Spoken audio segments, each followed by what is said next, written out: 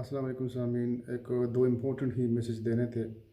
एक ये है कि कोरोना वैक्सीन के हवाले से तो बहुत सारे चैनल्स पे मैं देख रहा हूँ कि वो कह रहे हैं कि वैक्सीन आ रहे हैं, जर्मनी की कंपनी है या रशियन है या XYZ जो भी कंपनी है। मेरे आपसे एक दो दो रिक्वेस्ट है। एक ये है कि अगर वैक्सीन आ भी जाए, लेट सपोज, तो अक्सर फेसबुक पे मेरे कुछ शागिर्द भी वो कह रहे हैं कि इनको इतनी इतनी लॉट की ऑर्डर मिल गई है और हम गरीबों को ही नहीं मिलेगी। तो इनके लिए मेरा मैसेज ये है कि no one is safe if everyone is not safe in this world. तो ये तो उनको ठीक ठाक मालूम है। रही बात वैक्सीन की, लेट्स से सपोज भी ये भी कहा ले कि वैक्सीन आपको मिल भी गया है, तो 2-3 महीने अगर फौरी इंस्टेंट डिलीवरी भी हो जाए तो 2-3 महीने आपकी कोल्ड चेन में और सोसाइटी एट लार्ज उस हर एक को आप जो है ना वो प्रोवाइड कर लेंगे और आप वैक्सीनेशन करवाओगे। और उसके बाद जो है 2-3 महीने आपको वैक्सीन के एक्शन जो है काम करने में लग जाएंगे। लिहाजा ये आपका टोटल कम अज़ कम अगर आप बड़े फास्ट भी जा रहे हो तो 6-7 महीने बन जाते हैं। और अगर ये 6-7 महीने बन जाता है तो बीच में सर्दियों का सीज़न है। तो कहने का मतलब ये है कि हमें वैक्सीन के बारे में इतने ऑप्टिमिस्टिक नहीं होना चाहिए जितना कि इसके लिए जो फिज़िकल डिस्टेंस है और मास्क पहनना है वो बहुत ज़रूरी है। सेकंड, जो बड़ी वो लेके आए थे रेमडेसिविर के बारे में, और बहुत सारी फार्मास्यूटिकल कंपनीज पाकिस्तान में भी है कुछ थे और अमेरिकन में भी थी, वो कहे थे कि हम रेमडेसिविर इतना जो है ना without being studying translational medicine.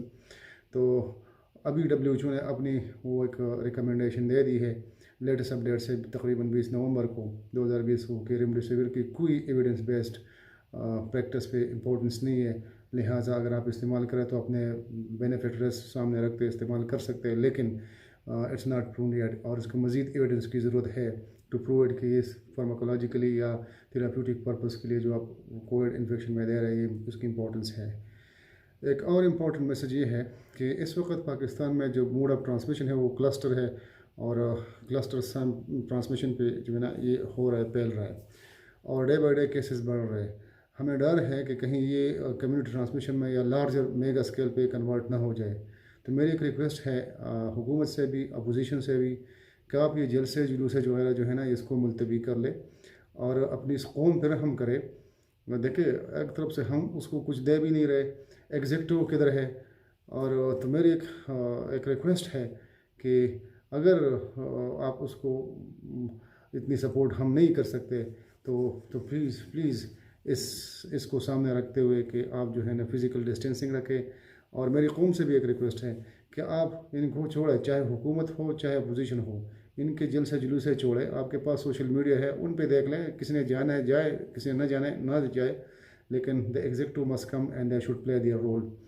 कब तक हेल्थ प्रोफेशनल जो है ना ये फ्रंट लाइन पे रहेंगे, और ये रहेंगे हेल्थ प्रोफेशनल इसलिए कि ये उनकी उनकी ओथ में है। लेकिन हमारी एक रिक्वेस्ट है आप लोगों से भी कि अपने इस हेल्थ प्रोफेशनल्स पे भी रहम करो और अपने इस कौम पे भी रहम करो और फॉर गॉड सेक इन चीज़ों को आप जो है ना मुलतवी कर ले। अल्लाह ताला हम सब का हामी और नासिर हो।